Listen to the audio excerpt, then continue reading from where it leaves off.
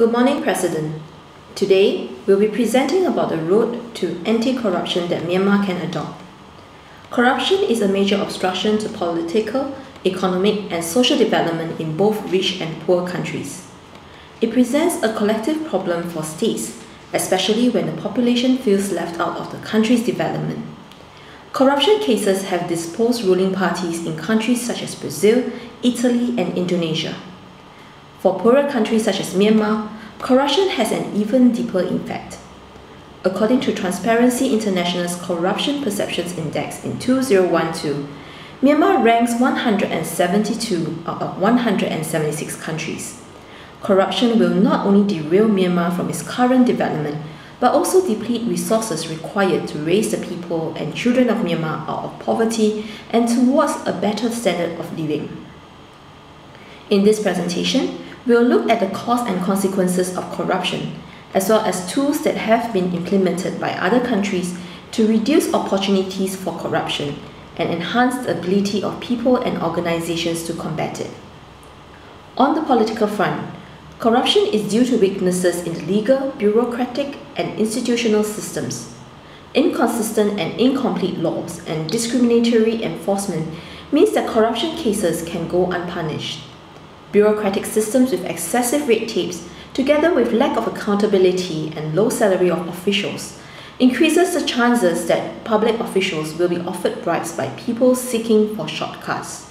Vote buying by politicians and weak civil liberties further slants institutions towards corruption. Economically, businesses want to increase their ability to extract economic rent or profits through bribing key officials to limit competition in the market, making it difficult for new businesses to enter. Businesses also see bribery as a way to circumvent the system against high taxes and lost time in doing business. The consequences of corruption have great impact on the country's growth and performance. An unhealthy business environment is created due to distorted competition, which discourages investment and stifles entrepreneurship. Valuable resources are wasted and fiscal system undermined. Recently, 5 major directors of the state-owned China National Petroleum Corporation (CNPC) were investigated on charges of corruption.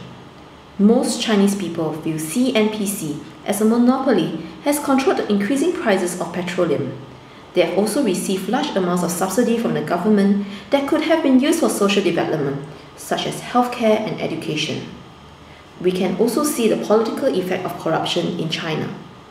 The previous Chongqing Municipal Party Secretary Bo Xilai is accused of distorting policies and judicial system in Chongqing. This damaged not only the trust between the government and the people, but also the state's reputation and status. Corruption impedes social development when corrupt officials invest in projects that will benefit themselves rather than communities. So basic amenities such as schools, hospitals, and roads are neglected. People are then deprived of opportunities and social mobility is affected. At a more serious level, people who feel oppressed and disadvantaged greatly by corruption may protest publicly and conflicts and social unrest may break out. Should this happen in Myanmar, this will put to waste all the work done by the government to improve the economy and, more importantly, destroy the current development opportunities. Hence, it is important for the Myanmar government to act resolutely against corruption. To combat corruption, governmental level action is key to reduce the likelihood that government officials will be tempted. This can be done through 5 main areas of action. Preventive actions are taken to address weaknesses in the system that promotes corruption. This includes declaration of conflict of interest by state officials of their relationships and involvements with external parties, especially during tendering process. Increasing awareness of the unethical behavior of corruption and severe consequences can be through public moral education, as well as education within the government agencies. The low income of government employees make it tempting for them to supplement their income through bribes, so higher salaries and better staff welfare will make bribery less attractive. Effective and independent legislation is a vital organ of state in fighting corruption. Streamlining of laws and regulations strengthens the legislative power of the legal system to prosecute corrupted officials. Shorter prosecution time and tougher penalties also signal the seriousness of the government to combat corruption. The government can consider publishing names and details of corruption cases as a warning for the rest. The government of Myanmar needs to review processes of government administration, which allows the public to have an easier and shorter time in their transactions with the government agencies and increases the transparency and accounting of the system. Supervision against corruption must also be present. Independent and consistent authorities who guard the principles of checks and balances aids in this supervision.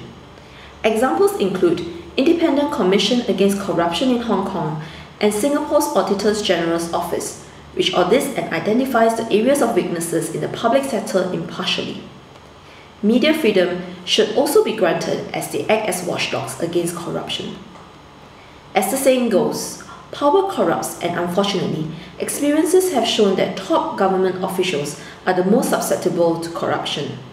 Hence, it's important that the executive branch of the government act as role models in the fight against corruption, such as income and asset declaration, which will highlight cases of excess wealth of an individual government official. However, the fight against corruption will also need to involve partnerships with the private sector and NGOs.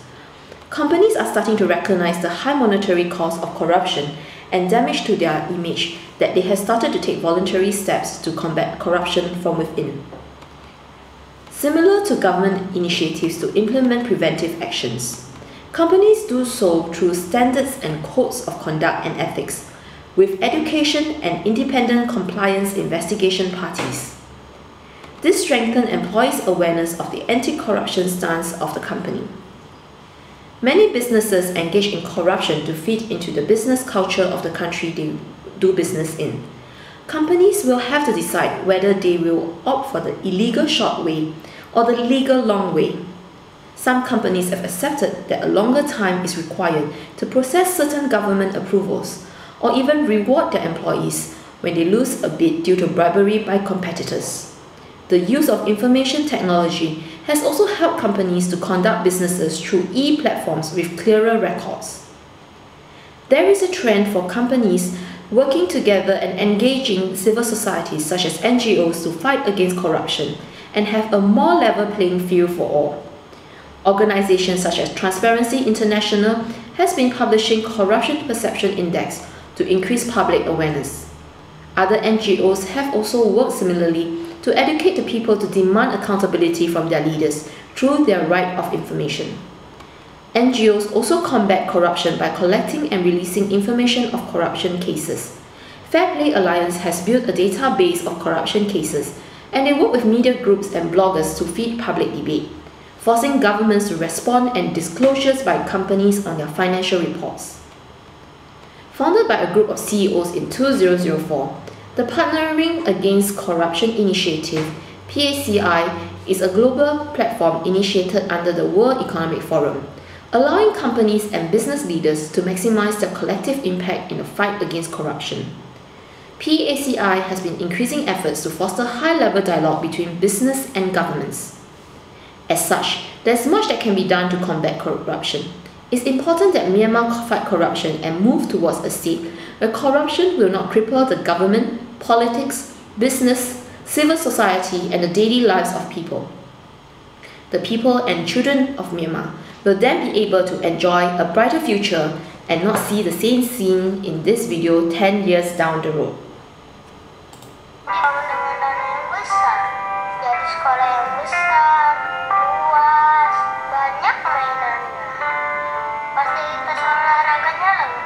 Perpustakaannya luas, banyak bacaannya, ber-AC lagi, tapi kok korupsi, pasar